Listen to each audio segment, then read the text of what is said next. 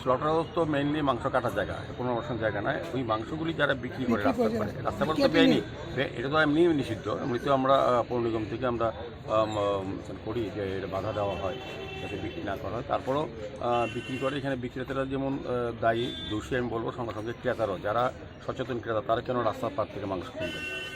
তারা তো বাজারে আসতে পারে, বাজারে তো নির্দিষ্ট স্টল আছে, মার্কেট আছে, সমস্ত বাজারে, তারা কেন রাস্তার ধারে ক্রয় করে? তো এটাও তাদেরও জনসাধারণকে সাহায্য করতে হবে।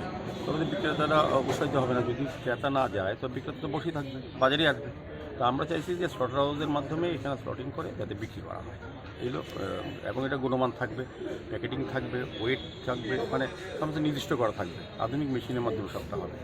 তবে আমার মনে হয় এটা আগরতলা আমরা এটা শুরু করতে যাচ্ছি এই পূর্ববর্তী বাজার দিয়ে, তারপর অন্যান্য বাজারও আমরা এইভাবে করবো। পরে সেন্ট্রালিও একটা স্লটার হাউস করার পরিকল্পনা আমাদের সরকার এবং আমাদের পৌর নিগমের। Thank you.